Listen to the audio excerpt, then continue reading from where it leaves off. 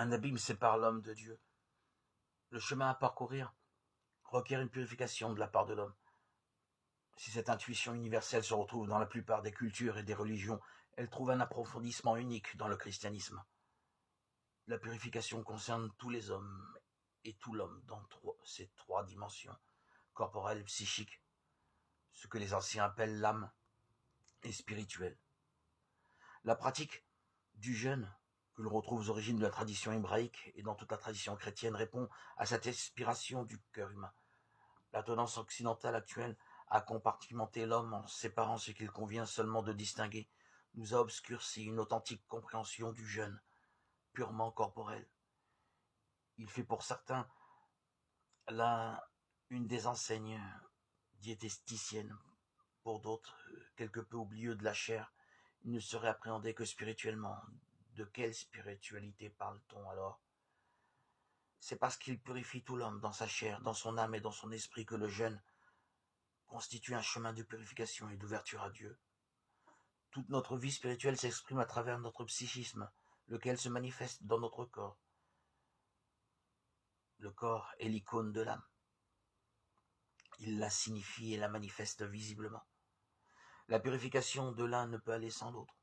Pour me rendre plus disponible à Dieu, dans mon âme et mon esprit, il me faut purifier mon corps. Mais toute purification du corps n'est pas pour autant spirituelle. Une intention de conversion et d'amour est indispensable pour que cette purification du corps atteigne l'âme et l'esprit. Ma liberté est décisive. Il serait dommageable de réduire la pratique du jeûne à notre seul corps, oubliant ainsi ce qui fait le propre de l'homme, l'esprit. En effet, dans le livre de la création, Dieu insuffle dans ses narines un souffle de vie, et l'homme devient un être vivant.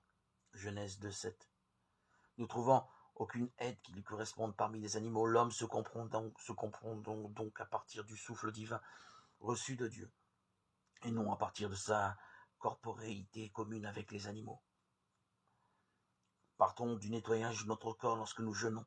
Nous nous sentons plus légers, la vie se déploie plus aisément à travers la circulation sanguine. Ce n'est pas pour rien que le sang symbolise l'âme dans la tradition hébraïque. Nos cellules sont purifiées par l'élimination des toxines.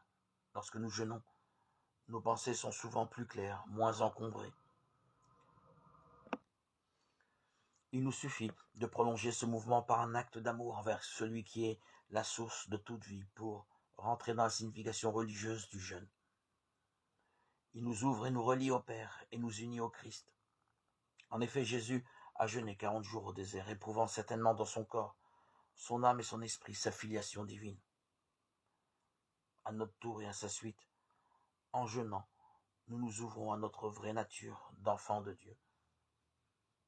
S'il est vrai que le jeûne peut concerner une foule d'attachements futiles qui nous encombrent, jeûner, s'abstenir de téléphone portable, de télévision, d'internet, de dépenses excessives, d'addiction, il n'en concerne d'abord pas moins le corps par une privation de nourriture.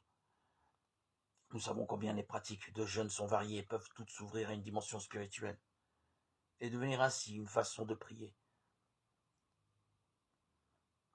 Jeûne intermittent, monodiète, jeûne total de plusieurs jours, simplification de la nourriture. Le jeûne chrétien est un jeûne complet. Il n'oublie rien de ce qui constitue l'homme. En nous orientant vers Dieu et vers les autres, il nous aide à les aimer toujours davantage.